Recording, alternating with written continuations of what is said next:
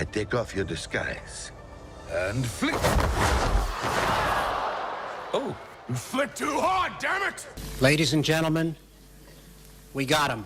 FBI, open up!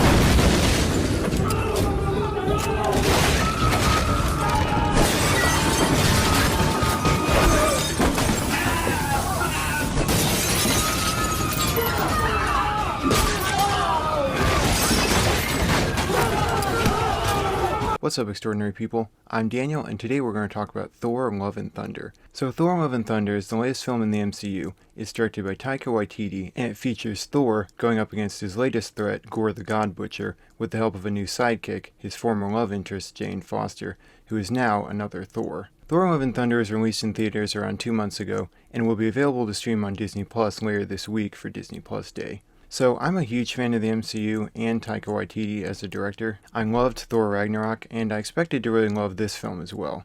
However, I did find that this film was a pretty mixed bag for me. Let me start out talking about the things I liked about it. So first of all, the visual design of this movie is very good.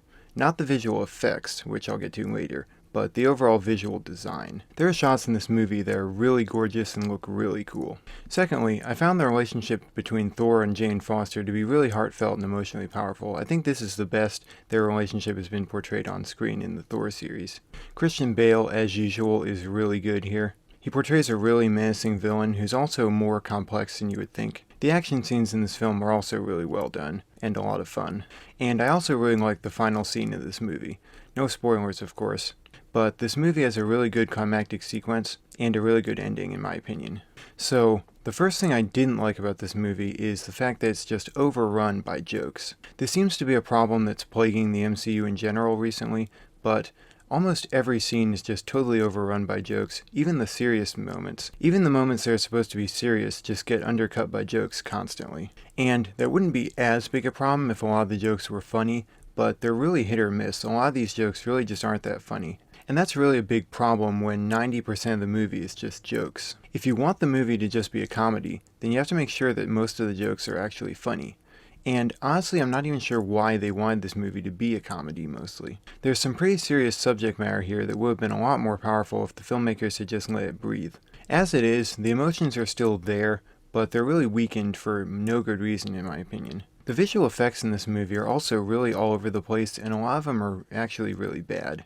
What I've heard is with a lot of the new releases, Marvel is really rushing their visual effects artists to get everything done too quickly because of all the different projects they have to work on, and that's why so many of the effects look unfinished. And again, there's no reason for this. Marvel just needs to give its artists more time to work, or hire more artists to handle the bigger workload, but there's no reason to just rush their artists and have bad visual effects in their movies. This is really just Marvel cheaping out and trying to cut costs. Speaking of unfinished, a lot of the plot threads in this movie really feel incomplete as well. Gorr the God Butcher is a really underdeveloped villain. He has this great opening scene to establish his intentions, but then throughout the rest of the movie, it seems like the filmmakers just didn't know what to have him do, and so we hear a lot of characters talking about what he's doing, but we rarely actually see him do anything.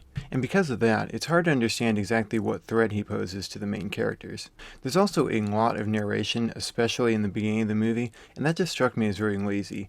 Like, I don't want to hear characters telling me the story, I want to actually see the story play out. Like, that's why I'm watching a movie. My least favorite thing about this movie, though, is a scene that never should have made it past the first draft of the script. And that's this scene where Thor is brought before Zeus and stripped naked against his consent to be ogled at by the audience. So, let's be completely clear about this. This scene is sexual assault played off as a joke. I don't know what the filmmakers were thinking, but having this scene and framing it this way is really offensive. And I suspect the filmmakers know it because there's a scene later on where they have Thor say that, oh, I was actually okay with it. But in the scene itself, it's very obvious that he's not. Flick too hard, damn it! So it just struck me as a very lazy attempt for the writers to kind of have their cake and eat it too, but I'm not buying it. This kind of joke is not okay, and everyone who is involved with it should be ashamed of themselves. Sexual assault is not a joke, it's not funny, and we shouldn't pretend like it is. So, does that scene ruin the entire movie? No, but considering everything else, it does drag it down quite a bit, obviously. I would say I enjoyed this movie overall, but on a scale of 1 to 10, the highest I can give Thor: Love and Thunder is a 6. Alright guys, have you seen Thor: Love and Thunder? If you have, let me know what you think about it down in the comments. And remember that you're extraordinary. I love all of you so much. Bye. 'Cause you're extraordinary. Yes, you know it's true. Extraordinary. That's why I love